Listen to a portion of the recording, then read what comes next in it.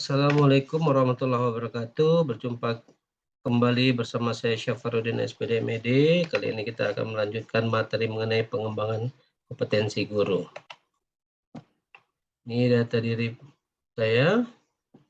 Kemudian kita fokus ke kompetensi pedagogik. Yang dimaksud dengan kompetensi pedagogik yakni kemampuan pemahaman terhadap peserta didik, perancangan dan pelaksanaan pembelajaran, evaluasi hasil belajar, dan pengembangan peserta didik untuk mengaktualisasikan berbagai potensi yang dimiliki oleh peserta didik sehingga mereka dapat mengembangkan kompetensi tersebut di dalam kehidupannya. Kemudian subkompetensi dalam kompetensi pedagogik yakni yang pertama, memahami peserta didik secara mendalam yang meliputi memahami peserta didik dengan memanfaatkan prinsip-prinsip perkembangan kognitif, prinsip-prinsip kepribadian, dan mengidentifikasi bekal ajar awal peserta didik. Kemudian yang kedua, merancang pembelajaran, termasuk memahami landasan pendidikan untuk kepentingan pembelajaran yang meliputi memahami landasan pendidikan, menerapkan teori belajar dan pembelajaran, dan menentukan strategi pembelajaran berdasarkan karakteristik peserta didik, kompetensi yang ingin dicapai, dan materi ajar, serta menyusun rancangan pembelajaran berdasarkan strategi yang dipilih. Yang ketiga, melaksanakan pembelajaran yang meliputi menata latar atau setting pembelajaran dan melaksanakan pembelajaran yang kondusif. Yang keempat, yakni merancang dan melaksanakan evaluasi pembelajaran yang meliputi merancang dan melaksanakan evaluasi, proses dan hasil belajar secara berkesinambungan dengan berbagai metode, menganalisis hasil evaluasi proses dan hasil belajar untuk menentukan tingkat ketuntasan belajar, dan memanfaatkan hasil penilaian pembelajaran untuk perbaikan kualitas program pembelajaran secara umum. Dan yang kelima, mengembangkan peserta didik untuk mengaktualisasikan berbagai potensinya, meliputi memfasilitasi peserta didik untuk pengembangan berbagai potensi akademik, dan memfasilitasi peserta didik untuk mengembangkan berbagai potensi non-akademiknya. Adapun aspek kompetensi pedagogik, yakni menguasai karakteristik peserta didik, menguasai teori belajar dan prinsip-prinsip pembelajaran, pengembangan kurikulum, kegiatan pembelajaran yang mendidik, pengembangan potensi peserta didik, kemudian yang keenam, komunikasi dengan peserta didik, dan yang terakhir, penilaian dan evaluasi. Adapun yang termasuk mengenai menguasai karakteristik peserta didik, yakni guru dapat mengidentifikasi karakteristik belajar setiap peserta didik di dalam kelasnya. Kemudian yang kedua, guru memastikan bahwa semua peserta didik mendapatkan kesempatan yang sama untuk berpartisipasi aktif dalam kegiatan pembelajaran. Kemudian yang ketiga, guru dapat mengatur kelas untuk memberikan kesempatan belajar yang sama antar peserta didik dengan kelainan fisik dan kemampuan belajar yang berbeda. Kemudian yang keempat, guru mencoba mengetahui penyebab penyimpangan perilaku peserta didik untuk mencegah agar perilaku tersebut tidak merugikan peserta didik lainnya. Kemudian yang kelima, yakni guru membantu mengembangkan potensi dan mengatasi kekurangan peserta didik, dan guru memperhatikan peserta didik dengan kelemahan fisik tertentu agar dapat mengikuti aktivitas pembelajaran sehingga peserta didik tersebut tidak termarginalkan atau tersisihkan, diolok-olok, minder, dan sebagainya. Kemudian yang kedua, menguasai teori belajar dan prinsip-prinsip pembelajaran, yakni yang pertama, guru memberi kesempatan kepada peserta didik untuk menguasai materi pembelajaran sesuai usia dan kemampuan belajarnya melalui pengaturan proses pembelajaran dan aktivitas yang bervariasi. Yang kedua, yakni guru selalu memastikan tingkat pemahaman peserta didik terhadap materi pembelajaran tertentu. Kemudian, dan menyesuaikan aktivitas pembelajaran berikutnya berdasarkan tingkat pemahaman tersebut. Yang ketiga, Guru dapat menjelaskan alasan pelaksanaan kegiatan atau aktivitas yang dilakukannya, baik yang sesuai maupun yang berbeda dengan rencana terkait keberhasilan pembelajaran. Yang keempat, yakni guru menggunakan berbagai teknik untuk memotivasi kemauan belajar peserta didik. Yang kelima, guru merencanakan kegiatan pembelajaran yang saling terkait satu sama lain dengan memperhatikan tujuan pembelajaran maupun proses belajar peserta didik. Dan yang terakhir, guru memperhatikan respon peserta didik yang belum atau kurang memahami materi pembelajaran yang diajarkan dan menggunakannya untuk memperbaiki rancangan pembelajaran berikutnya. Kemudian yang ketiga yakni pengembangan kurikulum. Yang pertama, guru dapat menyusun silabus yang sesuai dengan kurikulum yang berlaku. Yang kedua, guru merancang rencana pembelajaran sesuai dengan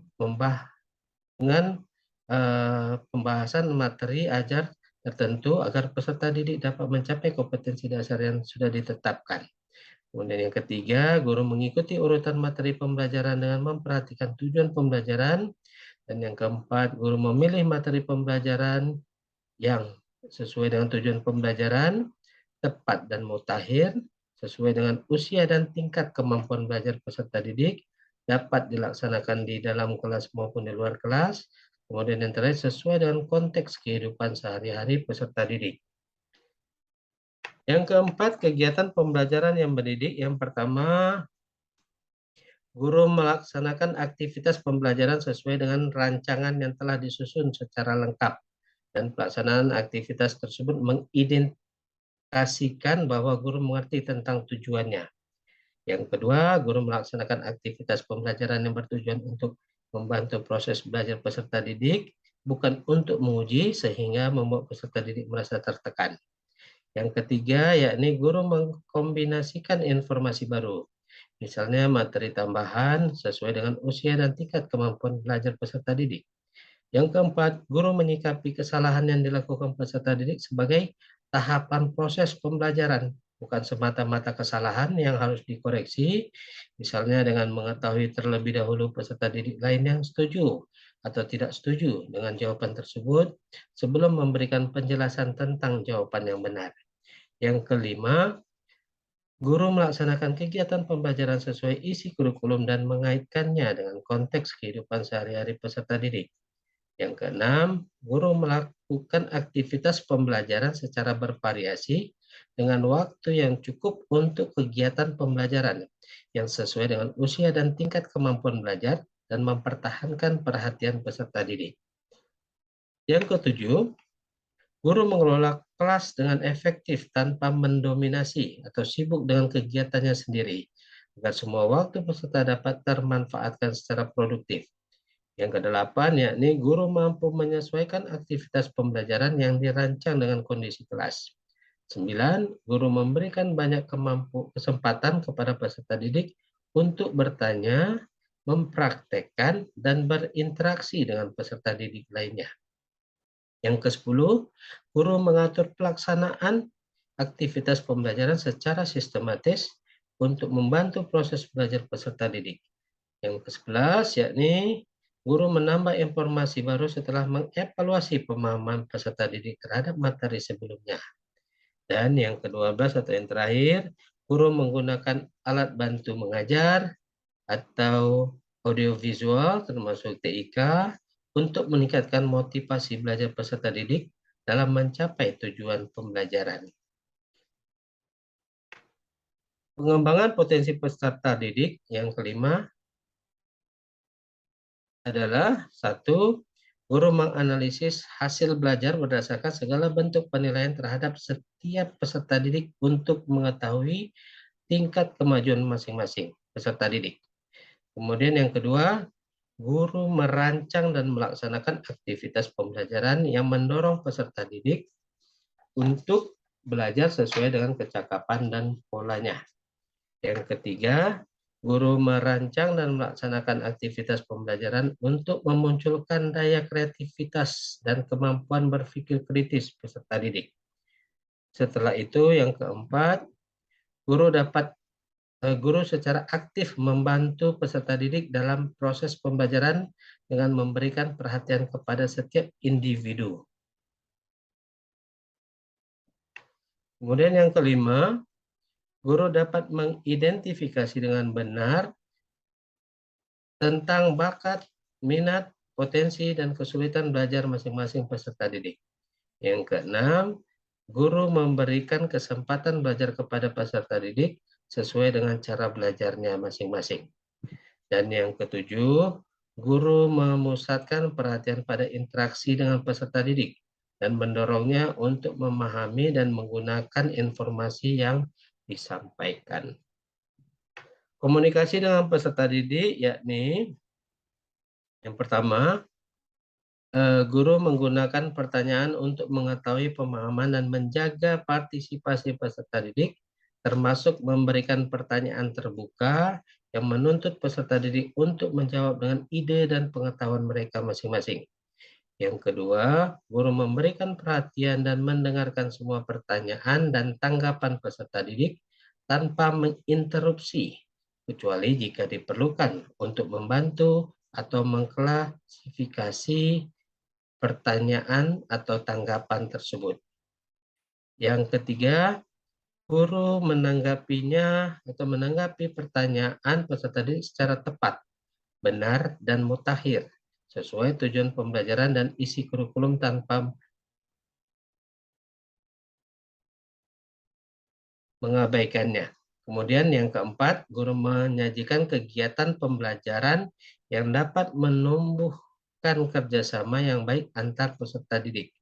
Yang kelima, guru mendengarkan dan memberikan perhatian terhadap semua jawaban peserta didik, baik yang benar maupun yang dianggap salah, untuk mengukur tingkat pemahaman peserta didik. Dan yang keenam, yakni guru memberikan perhatian terhadap pertanyaan peserta didik dan meresponnya secara lengkap dan relevan untuk menghilangkan kebingungan pada diri peserta didik. Yang ketujuh, penilaian dan evaluasi, yakni guru menyusun alat penilaian yang sesuai dengan tujuan pembelajaran untuk mencapai kompetensi tertentu seperti yang tertulis dalam RPP yang sudah dibuat oleh guru. Kemudian yang kedua, guru melaksanakan penilaian dengan berbagai teknik dan jenis penilaian. Selain penilaian formal yang dilaksanakan sekolah, dan mengumumkan hasil serta implikasinya kepada peserta didik tentang tingkat pemahaman terhadap materi pembelajaran yang telah dan akan dipelajari. Yang ketiga, guru menganalisis hasil penilaian untuk mengidentifikasi topik atau kompetensi dasar yang sulit sehingga diketahui kekuatan dan kelemahan masing-masing peserta didik untuk keperluan remedial dan pengayaan. Yang keempat, yakni guru memanfaatkan masukan dari peserta didik dan merefleksikannya untuk meningkatkan pembelajaran tersebut selanjutnya dan dapat membuktikannya melalui catatan, jurnal pembelajaran, rancangan pembelajaran, materi tambahan, dan sebagainya. Dan yang terakhir, guru memanfaatkan hasil penilaian sebagai bahan penyusunan rancangan pembelajaran yang akan dilakukan selanjutnya. Oke, pertemuan selanjutnya kita akan membahas mengenai kompetensi kepribadian. Semoga apa yang saya sudah sampaikan bermanfaat bagi Bapak dan Ibu yang sudah mendengarkannya. Salam sehat selalu, salam sukses selalu. Assalamualaikum warahmatullahi wabarakatuh.